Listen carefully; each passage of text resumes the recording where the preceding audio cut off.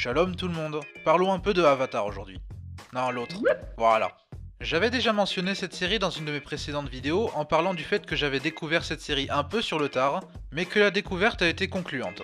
Cette série a tout, un univers passionnant, une intrigue prenante, des personnages attachants, un bon sens de l'humour, une puissance émotionnelle extraordinaire.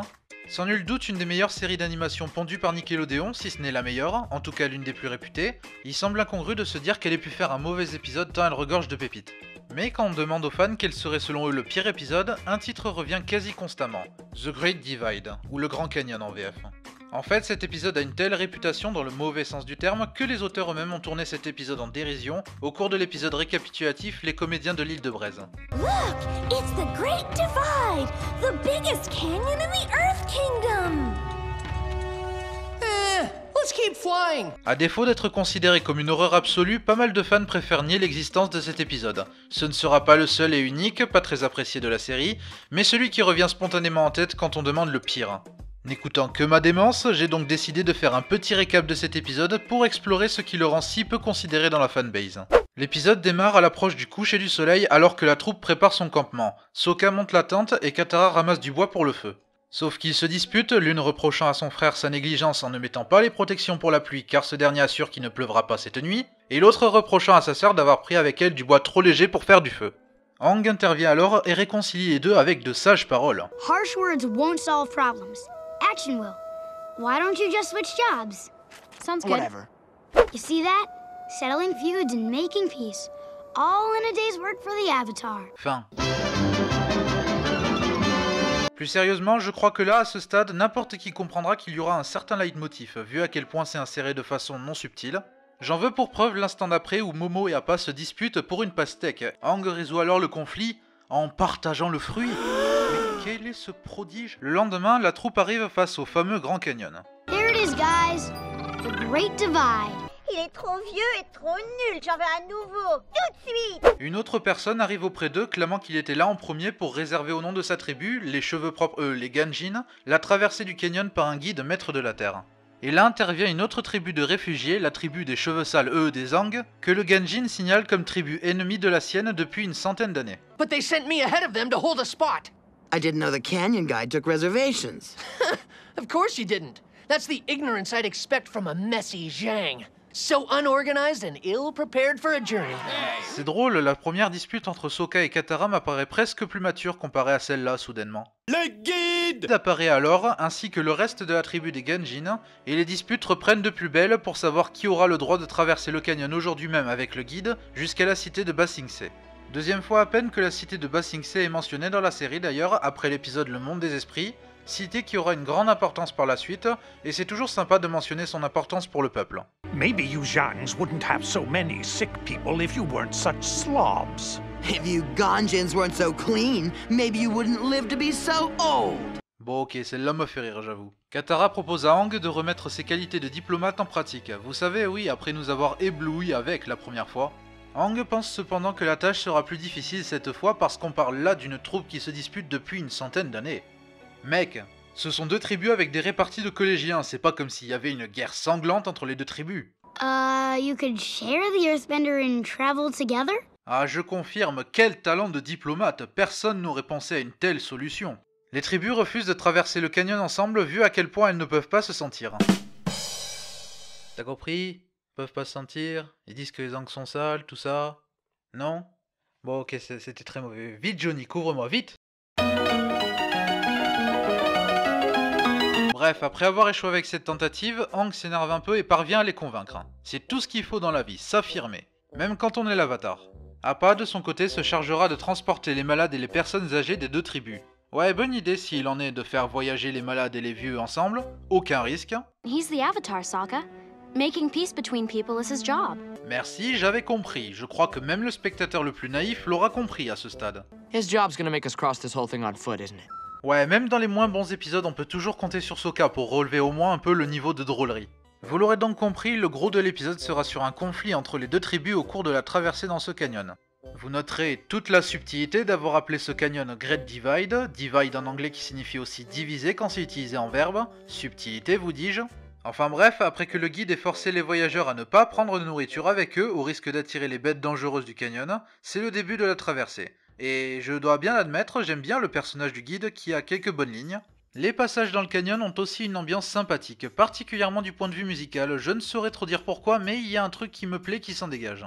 La troupe fait une petite halte, mais se fait surprendre par une des bêtes dangereuses en question, et s'ensuit un combat plutôt bien fait. Pas au même niveau que ce que la série propose dans ses meilleurs jours, loin de là, mais la séquence reste bien menée et bien fichue. Le guide est blessé par cette créature, et là c'est l'enchaînement des mauvaises nouvelles. Non seulement il assure que d'autres bêtes comme celle-ci interviendront, mais en plus ses bras sont brisés, donc impossible de progresser dans le canyon sans sa maîtrise de la terre, donc ils sont grosso modo bloqués ici. Jusqu'ici, j'ai dit pas mal de positifs de l'épisode, alors il y a de quoi se demander pourquoi il est souvent considéré comme... Ah d'accord, ça y est, c'est parti, les deux tribus s'engueulent. Les Genjin accusent les Aang d'avoir pris de la nourriture avec eux malgré l'interdiction du guide, et Aang a bien du mal à les raisonner malgré ses conseils encore une fois tout à fait novateurs. Look, sticking together is the only way to... I'm not walking another step with the likes of them. Donc encore une fois, on emmerde la diplomatie, et Aang suggère simplement que les deux tribus se séparent, subtilité, avec Katara et Sokka partant chacun de leur côté avec l'une des deux tribus pour constater pourquoi ils se détestent tant. Donc Sokka se retrouve avec la tribu des Aang, et Katara avec celle des Genjin. La nuit tombe alors et les tribus installent leur campement. Et parce que la subtilité est le maître mot de cet épisode, les Aang n'installent pas le matériel pour protéger de la pluie parce qu'ils sont persuadés que ce n'est pas nécessaire, comme Sokka, et les Genjin de leur côté l'installent parce qu'on n'est jamais trop prudent, comme Katara. Aïe aïe aïe, je crains le pire. N'empêche, je me demande ce qui serait arrivé si chacun était parti avec l'autre tribu en fait. Il y avait un facteur de 1 chance sur 2 là-dedans. Le campement est installé et là, plot twist du côté des Genjin qui avaient pris de la nourriture avec eux. Ah, ça c'est beau, accuser les autres directement quand on a bravé une interdiction. Retenez ça les enfants, c'est ça la technique à employer quand vous faites une connerie. Mais bon, pour leur défense, ils sont persuadés que les Aang font de même, alors bien sûr, pourquoi on se ferait chier sans nourriture de notre côté, On s'en tape des bêtes dangereuses, on pourra toujours accuser les autres. Well, I guess it's okay if everyone's doing it. Je précise que Katara est censée être une personne raisonnable. Elle demande alors franco aux Genjin pourquoi les deux tribus se haïssent autant. Ah ben, Aang n'a jamais précisé s'il fallait leur tirer les vers du nez de façon subtile, Le chef de la tribu lui raconte alors l'histoire d'un ancien Genjin avec un style d'animation un peu différent de la série. Ce Genjin, nommé Jinwei, patriarche de leur tribu, avait pour mission de porter une orbe précieuse du grand portail de l'Est à celui de l'Ouest il y a 100 ans de cela. Mais il s'est fait surprendre par le patriarche de l'autre tribu, Wijin, qui lui a dérobé l'orbe, et c'est comme ça que j'ai rencontré que la guerre entre les deux tribus a commencé. Enfin ça, votre honneur, c'est le point de vue Genjin, mais ça suffit à convaincre Katara visiblement. Bah oui, fais confiance à cette tribu qui se trimballe de la bouffe avec eux au péril de vos vies. Du côté des Aang, oh surprise, eux aussi se sont trimballés de la bouffe avec eux, mais bon, Sokka lui, vu qu'il pense avec son estomac, ça ne le choque pas. Même quand la chef des Aang tente de se justifier sur le fait qu'ils aient pris de la nourriture avec eux en pensant que Sokka les juge pour ça, bien sûr. The Ganjin think so badly of us, they probably assumed we brought food in and decided to bring food in themselves. That's why we brought food in. J'adore cette logique, ça fait tellement je sais que tu sais que je sais que tu sais que honnêtement ça m'éclate. Sokka n'a même pas besoin de poser la question que la chef lui raconte comment le conflit a commencé du point de vue Aang, quelle chance. Et là encore on a un style d'animation différent qui me fait penser à ce qu'on trouverait du côté d'un studio japonais comme Gainax, et venant de moi c'est un beau compliment. J'aime beaucoup l'idée d'exprimer chaque point de vue au travers d'un style différent, c'est pas l'idée la plus originale du monde mais ça marche toujours. Bref, du côté Aang, le conflit aurait toujours eu lieu à cause d'une histoire d'orbe entre les patriarches des deux tribus. Wijin aurait aidé Jinwei à transporter l'orbe dans sa tribu à sa place alors qu'il était gravement blessé, et celui-ci ayant clamé que la livraison de l'orbe était primordiale. Malheureusement, le Zhang, une fois arrivé dans la tribu des Genjin, s'est fait arrêter par erreur et emprisonné pendant 20 ans. Enfin ça, à votre honneur, c'est le point de vue des Aang et j'ai déjà fait une remarque comme ça. Et le lendemain matin, vous vous doutez du résultat, Sokka et Katara prennent chacun la défense de la tribu avec qui ils étaient. C'est marrant, quelqu'un qui veut instaurer la paix en réglant les conflits mais qui finit par les propager et les empirer, c'est... J'ai un horrible souvenir qui revient là. Bref, les joutes verbales de collégiens continuent, le spectateur en a autant marre que Aang. Ceci dit, quelque part, j'aime bien voir quelqu'un comme lui, qui est censé représenter l'équilibre et faire la paix entre tout le monde, sortir autant de ses gonds. Ça n'apporte pas grand chose, mais il y a quelque chose d'assez comique qui se dégage de l'idée, sans pour autant dire que c'est du grand art non plus. How many times do I have to say it? Harsh words won't solve problems. Action will. Perhaps the Avatar is right. Harsh words will never solve our problems. Action will.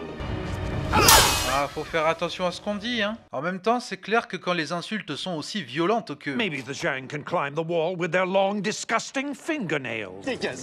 Aang finit éventuellement par craquer et envoyer les deux camps valdinguer, révélant le fait qu'il cachait de la nourriture tout ce temps. Et Aang du coup s'énerve encore plus avant de se faire amadouer par la vue d'un flanc.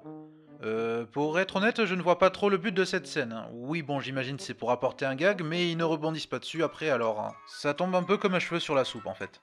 Mais bon, c'est de courte durée puisque les bestioles du canyon arrivent du coup en grand nombre. Sokka, wait! I don't care about this stupid feud. Il me semble que tu le trouvais moins stupide que ça il y a quelques minutes quand même. Bref, s'ensuit une autre bataille pas dégueu contre les bestioles qui s'annonce difficile jusqu'à ce que Aang ait l'idée de les appâter avec de la nourriture pour qu'ils puissent s'en servir de monture et sortir du canyon. Ce qui pousse les Aang et les Genjin à travailler en équipe, à apprendre et à respecter la tribu voisine, à régler le conflit et à apprendre que c'est bien de faire la paix entre les Too bad we can't rewrite history. Non, si près du but. Mais punaise, j'en ai marre de les voir se foutre sur la gueule, ces deux-là. Je les aime pas de toute façon, ils sont juste gonflants depuis le début. Mais heureusement, il se trouve que Aang en réalité a connu les représentants des deux tribus puisqu'il a été cryogénisé pendant une centaine d'années. Et c'est lors de son point de vue sur le conflit, alors que les deux étaient en réalité des enfants de 8 ans, jumeaux d'ailleurs, qui jouaient au ballon, alors que Weijin était sorti de la ligne de démarcation et s'est fait mettre sur la touche pendant 2 minutes. Réalisant que tout est parti d'une broutille, les deux tribus finissent par se réconcilier. Au début, j'avais trouvé ça ridicule, mais finalement je le prends sur la rigolade, de savoir qu'un tel conflit ait pu partir d'une situation comme celle-ci, et qu'elle ait pu au fil des années être interprétée de façon bien différente, plus propice à l'injustice. En plus, un autre changement de style d'animation qui fait assez plaisir. Donc oui, on a là une bonne façon de régler le conflit, mais il y a un truc qui me chiffonne avec ça. J'arrive pas à remettre le doigt dessus, ça va me revenir. Ah oui, je m'en souviens, oui. Tout ça c'est du flan. Et oui les enfants, toute l'histoire est en réalité montée de toutes pièces. Mais c'est pas grave puisque ça permet de régler un conflit centenaire. You did not. That is so wrong. Now where's that custard tart? I'm starving. Juste, pourquoi? Pourquoi ne pas avoir stoppé l'épisode quelques instants plus tôt? Bon ok, ça aurait été pas spécialement original, mais ça aurait été logique, cohérent. Mais ça, ça fait poser pas mal de questions. À quoi ça rime de maquiller un conflit centenaire sans qu'on ne sache d'ailleurs ce qu'il a provoqué au fil des années en un conflit basé sur une histoire enfantine? À quoi ça rime tout court de mentir pour résoudre un conflit d'ailleurs? De baser une amitié sur une histoire montée de toutes pièces? C'est quoi? C'est l'ultime recours? C'est si vous ne trouvez rien d'autre pour régler la situation alors ça va? Mentir ça passe? En plus, on parle pas d'un petit mensonge là, on parle d'une page d'histoire réécrite. Si le reste de cet épisode présentait déjà beaucoup de failles, notamment parce qu'il ne repose pratiquement que sur deux tribus qui s'engueulent et s'accusent les uns les autres de ce qu'il se passe, et c'est chiant, ce passage est pour beaucoup considéré comme l'ultime clou sur le cercueil. Et ouais, tant de choses qui chiffonnent avec ce passage que ce n'en est pas particulièrement surprenant. I'm going to! I'm sick of this place! Ouais, moi aussi. Attendez-moi les gars, attendez. Et c'était l'épisode considéré par pratiquement tout le monde comme le pire épisode de la série, et oui, définitivement, ce n'est pas un bon épisode. Non seulement voir deux tribus constamment se disputer pendant 20 minutes de la façon la plus générique possible n'a rien de divertissant, non seulement ça n'apporte pratiquement rien à l'histoire principale, si ce n'est une façon de montrer l'avatar apprendre à faire son devoir d'avatar mais de façon bancale, non seulement le message est martelé à n'en plus finir, non seulement il blesse le personnage habituel de Aang et ce qu'il est censé représenter, mais en plus il est assez stupide et absolument inintéressant. Le fond aurait pu être le moyen de représenter habilement le fait que l'avatar est là pour instaurer la paix entre les mondes, mais c'est fait de façon si primaire et peu subtile que c'en est assez pénible. Mais si cet épisode fait partie de ce que Avatar a sorti de plus faible, on est encore loin de l'épisode déplorable. C'est plus moyen, voire très moyen qu'autre chose. Comme Avatar est une série géniale, elle a des qualités qui se reflètent dans tous les épisodes, même les moins bons. Quelques bonnes situations, des combats pas trop mal menés, des bonnes idées aussi, les passages animés différemment particuliers qui sont assez géniaux. En fait, là on est plus face au cas du potentiel manqué qu'autre chose. Résultat, à cause de la mauvaise exploitation du sujet, on se retrouve juste avec l'un des épisodes les plus dispensables de la série. Un épisode qui certes ennuie pas mal et agace la plupart du temps, mais jamais au point de sortir complètement de ses gonds. Je préfère encore revoir le Grand Canyon 10 fois de suite, plutôt que le Simpson Horror Show 22 une fois encore, pour mentionner un épisode dont j'ai déjà parlé. Au moins je sais que le Grand Canyon est loin d'être particulièrement insupportable à regarder. Est-ce que c'est le pire épisode d'Avatar? Eh bien en ce qui me concerne, j'hésite entre lui et le jour de l'Avatar. Ce dernier a de solides moments entre Zuko et Hiro qui font bien avancer les choses, mais l'intrigue principale y est un peu trop stupide à mon goût, et là encore assez lourde car reposant notamment sur des personnages qu'on a du mal à saquer. Mais dans un cas comme dans l'autre, à défaut d'être des horreurs, ce sont des épisodes parfaitement médiocres et dispensables. En un mot commençant... Let's keep flying.